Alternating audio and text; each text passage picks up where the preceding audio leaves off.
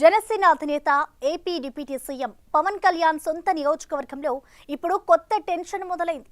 ఒకసారి అత్యంత ఆప్తులుగా, మరోసారి ఉప్పు నిప్పులుగా ఉంటారనే పేరున్న ఆ నేతల మధ్య మరోసారి ఏదైనా వివాదం చెలరేగిందా అనే చర్చ మళ్లీ మొదలైంది. వర్మ ఉన్నట్టుండి సేనానిని టార్గెట్ చేశారా? మాటలు తప్ప చేతలు లేవని చెప్పకనే చెప్పారా? అలాంటి ప్రశ్నలన్నిటినీ లేవనెత్తారా అనే చర్చ జరుగుతోంది.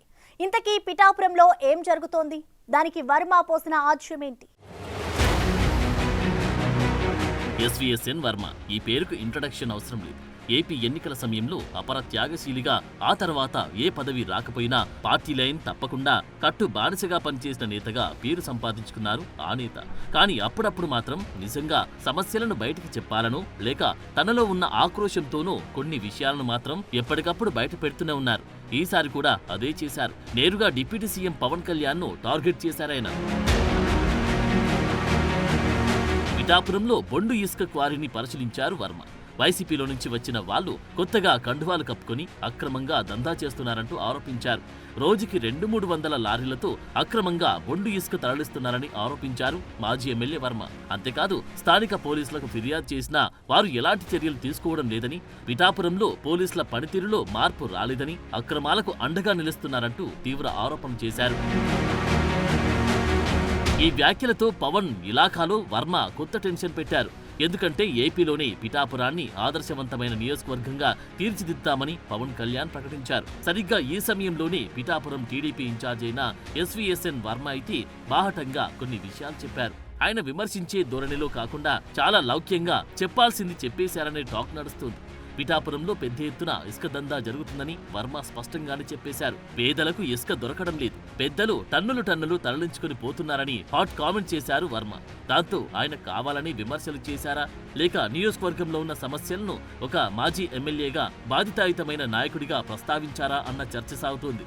ఆయన ఏ ఉద్దేశంలో చేసినా కూడా అది నేరుగా పవన్ కళ్యాణ్కే తగిలింది అనే చర్చ నియోజకవర్గంలో నడుస్తుందట. పవన్ కళ్యాణ్ సొంత నియోజకవర్గంలో సీన్ ఏ విధంగా ఉంటే మిగిలిన చోట్ల ఎలా ఉంటుందనేది అందరూ మాట్లాడుకుంటున్నారట. మరోవైపు చూస్తే పవన్ ఉప ముఖ్యమంత్రిగా, సిట్టింగ్ ఎమ్మెల్యేగా ఉంటూ ఈ దందాను అరికట్టలేకపోతున్నారా అన్న కొత్త చర్చకు కూడా వర్మ చేసిన కామెంట్స్ దారి తీస్తున్నాయనే గుసగుసలు వినిపిస్తున్నాయట. అయితే వర్మ మాటల ఆంతర్యం మరోలా ఉందనే టాక్ ఉంది.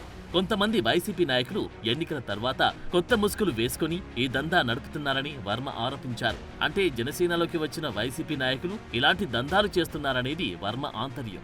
వలస నాయకుల దందాలను, వారిని అడ్డుకునేందుకే వర్మ ఇలా మాట్లాడారనేది చర్చ.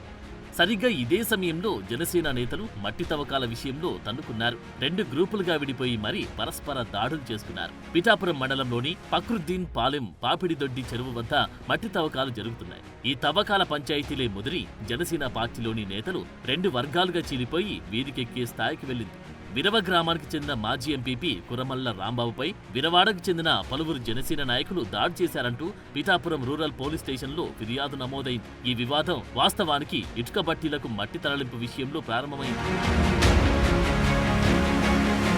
ఇలా మొదలైన వివాదం చినికి గాలివానగా మారింది. తను ధరించిన బంగారు వస్తువులు లాక్కుని తనపై దాడి చేశారంటూ చిరిగిన దుస్తులతో వచ్చి పిఠాపురం రూరల్ పోలీస్ స్టేషన్లో ఫిర్యాదు చేశారు మాజీ ఎంపీపీ కురుమల్ల రాంబాబు. మొత్తానికి వర్మ మాటలు. అంతలోని జనసేన నేతల తన్నులాటలు చూస్తుంటే మరోసారి పిఠాపురంపై జనసేనాని ఫుల్ గా ఫోకస్ చేయాల్సిన అవసరం ఉందని చెప్పకనే చెబుతున్నాయి. మరి ఆయన నెక్స్ట్ ఎలాంటి స్టెప్ తీసుకుంటారనేది చూడాలి.